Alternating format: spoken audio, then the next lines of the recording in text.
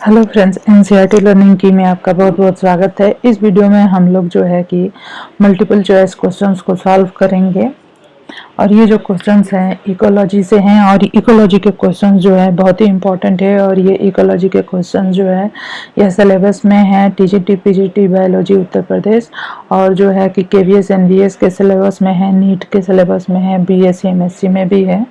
तो आपको जो ज़रूरत हो तो इसको जो है कि रिवीजन के तौर पे फटाफट कर सकते हैं। तो चलिए स्टार्ट करते हैं। यहाँ पे हम पहला क्वेश्चन, बाकी सारे टेरिडोफाइट्स जिम्नोस्पर्म के भी क्वेश्चन मैंने एनसीईआरटी लर्निंग की पे डाले हुए हैं। अगर आपको मेरा ये वीडियो पसंद आए तो चैनल को जरूर से सब्सक्राइब कर लीजिए, लाइक करिए और शेयर करिए फ्रेंड्स में। ठीक है, तो चलिए पहला क्वेश्चन हम स्टार्ट करते हैं। Who first gave the name ecosystem? तो इकोसिस्टम नाम जो है सबसे पहले किसने दिया था? तो टेंसले, ओडम, लिंडरमैन या कार्ल मोविस ने किसने दिया था?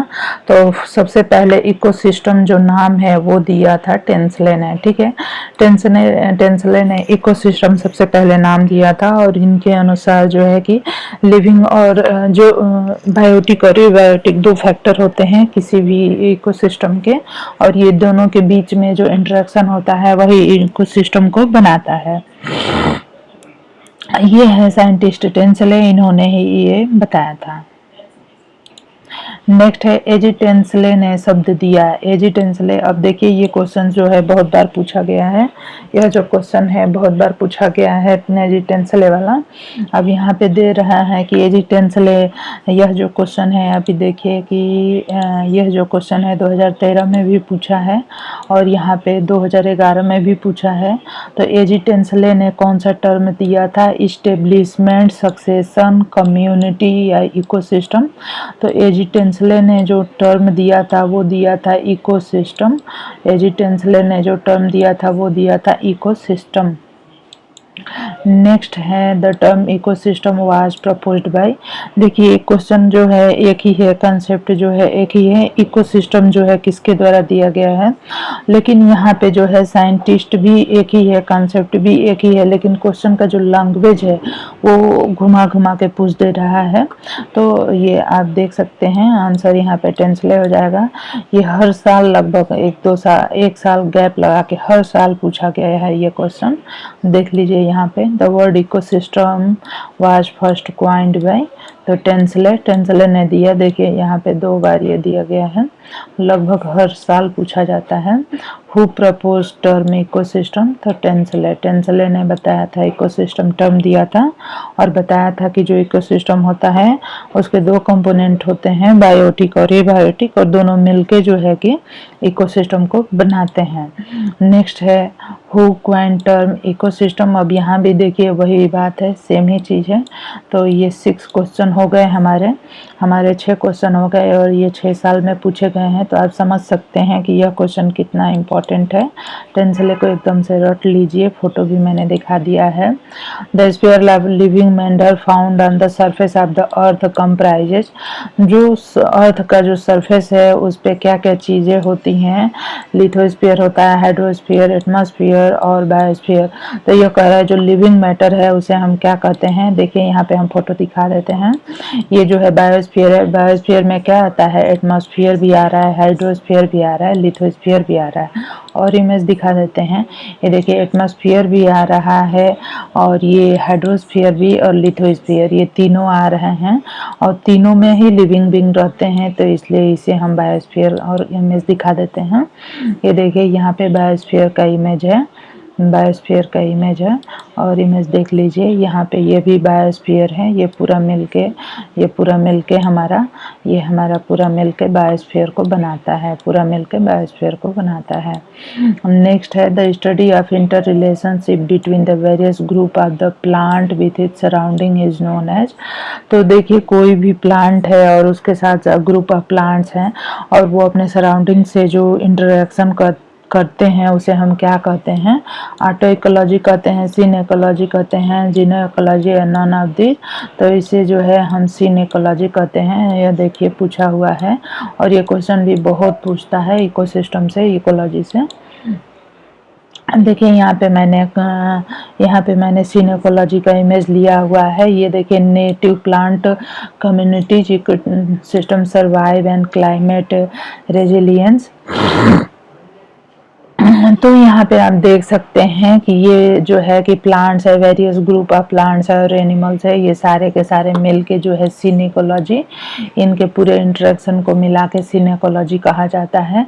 यहाँ पे देख सकते हैं कि यह जो है यहाँ पे बारिश हो रही है, ये सन है, सन से लाइट लेके एयर और पानी लेके जो है प्लांट भोजन बनाता है, यहाँ से फूड और मिनरल्स को लेता है और इसको जो है बर्ड्स खा रही हैं, यहाँ भी आप देख सकते हैं। और फिर जो है बर्ड्स जो है तो ये पूरा जो है पूरा इंटरेक्शन होता है, पूरा साइकिल में होती है सारी एक्टिविटी, तो आप देख ही सकते हैं। नेक्स्ट है सिनेकोलॉजी इज द स्टडी ऑफ। सिनेकोलॉजी का मैंने इमेज दिखाया आपको, उसमें सारा मिलकर इंटरेक्शन करता है। तो यहाँ पे है community in relation to environment, individual environment, water. तो देखिए यहाँ पे साफ ही है कि community in relation to environment, community होती है, वेरियस कम्युनिटी होती है, उसका जो रिलेशन होता है, कम्युनिटी का जो रिलेशन होता है उसके एनवायरनमेंट से, वही जो है सिनेकोलॉजी कहलाता है। नेक्स्ट है an ecological study undertaken in rain forest to north eastern India is. तो इकोलॉजिकल स्टडी जो होता है, जो अंडरटेकन है rain forest of north eastern India, north eastern India के, उसे हम क्या कहते हैं, उसे हम सिनेकोलॉजी ही कहते हैं। यहाँ पे आंसर क्लियर है। When a population first increases slowly, then rapidly, and finally become constant, population growth curve will be J shape होगा, S शेप होगा। अब यहाँ पे बोथ हो जाएगा, तो देखिए कोई भी ग्रोथ कर्व जो है कोई एक ही होगा, या तो J होगा या तो S होगा, बोथ तो होगा नहीं। और यहाँ पे पूछ रहा है कि पहले धीरे बढ़ता है फिर बाद में तेजी से बढ़ता है, तो क्या हो जाएगा, एस शेप्ड हो जाएगा। सिग्मॉइड कर्व भी इसे कहते हैं। नेक्स्ट देखिए एल्टीग्रेड में पूछा है। अब देखिए कि ozone day is observed in, ozone day कब मनाया जाता है, तो ओजोन डे जो है 16 सितंबर को मनाया जाता है। देखिए पूछा हुआ है, ओजोन पे भी जो क्वेश्चन पूछे जाते हैं बहुत ही इंपॉर्टेंट है। ओजोन लेयर आप जानते ही हैं कि धरती के ऊपर जो है, धरती के चारों तरफ एक एयर की एक कंबल नुमा एक एयर का एक कवरिंग है, उसे हम एटमॉस्फेयर कहते हैं। और इसमें जब ऊपर जाते हैं तो स्ट्रेटोस्फियर जो लेयर आती है उसमें ओजोन की लेयर होती है। ओजोन की यह लेयर जो है सूर्य से आने वाली अल्ट्रावायलेट रेज को अपने अंदर अवशोषित कर लेती है, सूर्य से आने वाली अल्ट्रावायलेट रेज को अपने अंदर अवशोषित कर लेती है। और ओजोन जो है कि ओजोन है स्ट्रेटोस्फियर में, तभी धरती पे जो है कि धरती पे लिविंग बीइंग की रक्षा हो पाती है। अगर ओजोन लेयर नष्ट होता है तो फिर जो जीव हैं, जो प्लांट है, जो धरती पे रहते हैं, उनको बहुत बड़ा खतरा हो सकता है। तो इसलिए ओजोन डे मनाया जाता है ताकि सबको ये चीज़ें पता हो। The only gas in the atmosphere that can absorb sun dangerous radiation, sun की जो डेंजरस रेडिएशन है उसको हमारे स्ट्रेटोस्फियर में जो ओजोन की लेयर है वो एब्जॉर्ब कर लेती है। और इसीलिए जो है कि धरती पे हमारा जो है कि इसीलिए धरती पे जो है कि लिविंग बीइंग रह पाते हैं। अगर ओजोन की लेयर ना हो, छीड़ हो जाए या नष्ट हो जाए तो क्या होगा, धरती पे जीवन संभव नहीं होगा। तो इसलिए यहाँ पे ओजोन डे मनाया जाता है 16 सितंबर को, कि सबको मालूम रहे और वो जो है ओजोन की रक्षा करे। Depletion of protective ozone layer is mainly caused due to the presence of, जो ओजोन लेयर है उसको कौन नुकसान पहुंचाता है, chlorofluorocarbon, carbon dioxide, sulphur dioxide, NOx। तो यहाँ पे हमारा आंसर हो जाएगा क्लोरोफ्लोरोकार्बन, जो कि फ्रिज और AC वगैरह में यूज किए जाते हैं। ये हमारे जो है ये हमारे ओजोन लेयर को नुकसान पहुंचाते हैं। Ozone layer in upper atmosphere is destroyed by, तो स्ट्रेटोस्फियर में जो हमारा ओजोन लेयर है यह किसके द्वारा डिस्ट्रॉय किया जाता है, कौन है जो इसे क्षति पहुंचा सकता है, तो photochemical smoke, chlorofluorocarbon, sulphur dioxide या कार्बन मोनोऑक्साइड। तो यहाँ पे क्लोरोफ्लोरोकार्बन जो है यही हमारे जो है कि ओजोन लेयर को क्षति पहुंचाता है। नेक्स्ट हो गया, the damaged ozone layer is situated है स्ट्रेटोस्फीयर में। आपको मैंने पहले ही बताया कि जो ओजोन लेयर होती है वो स्ट्रेटोस्फीयर में होती है। नेक्स्ट है ozone is present in large concentration. Ozone जो है लार्ज कंसंट्रेशन में कहाँ होता है? स्ट्रेटोस्फीयर में लार्ज कंसंट्रेशन में होता है। नेक्स्ट क्वेश्चन है ozone layer is present in stratosphere. Next हो गया the molecule of the chlorofluorocarbon. जो क्लोरोफ्लोरोकार्बन के जो मॉलिक्यूल हैं वो टूट जाते हैं, break down into the atmosphere into chlorine, fluorine and carbon atom by chemical activity, ultraviolet activity, fission या फ्यूजन। तो यहाँ पे हमारा आंसर हो जाएगा कि अल्ट्रावायलेट जो एक्टिविटी होती है, जो सन से और ये जो सन से अल्ट्रावायलेट रेज आती है वही क्लोरोफ्लोरोकार्बन को क्लोरीन, फ्लोरीन और कार्बन में तोड़ देती है, और ये क्लोरीन और फ्लोरीन ही के एक मालिक्यूल जो है 3 लाख जो है कि ओजोन के मालिक्यूल को नष्ट कर देते हैं। तो इसलिए क्लोरीन और फ्लोरीन बहुत ही घातक है ओजोन लेयर के लिए। नेक्स्ट हमारा क्वेश्चन है according to national forest policy how much forest cover should be there in hilly area. हमारा जो है कि राष्ट्रीय वन नीति के अनुसार पहाड़ी जो क्षेत्र हैं, राष्ट्रीय वन नीति के अनुसार जो पहाड़ी क्षेत्रों में वन आच्छादित क्षेत्र कितना होना चाहिए?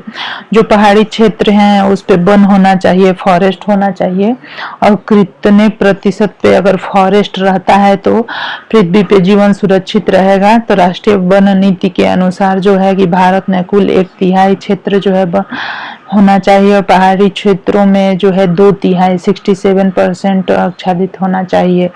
देखिए पूरे भारत में 33% जो है 33% यहाँ पे जो दिया है 33% जो है पूरे भारत में होना चाहिए, और जो पहाड़ी एरिया है उस पे 67% मीन्स कि 2/3। अगर मान लीजिए कि 35-35 हम कर देते हैं, 35 दूनी 70, 35-35 तो 33 दूना तो 100 का कितना 2/3 पार्ट जो है 2/3 पार्ट पे हमारा वन होना चाहिए। तो यहाँ पे जो पहाड़ी एरिया है, जो हिली एरिया है, हिली एरिया पे इतना होना चाहिए, और पूरे भारत में पूछ देगा तो 33 पे होना चाहिए परसेंट।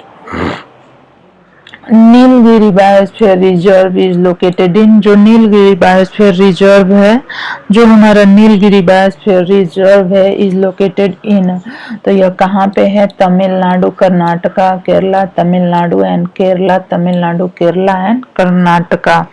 तो देखिए नीलगिरी के जो पेड़ होते हैं जिसे हम यूकेलिप्टस कहते हैं, इससे ऑयल निकाला जाता है जो कि रेस्पिरेटरी डिजीज वगैरह में हेल्प करता है।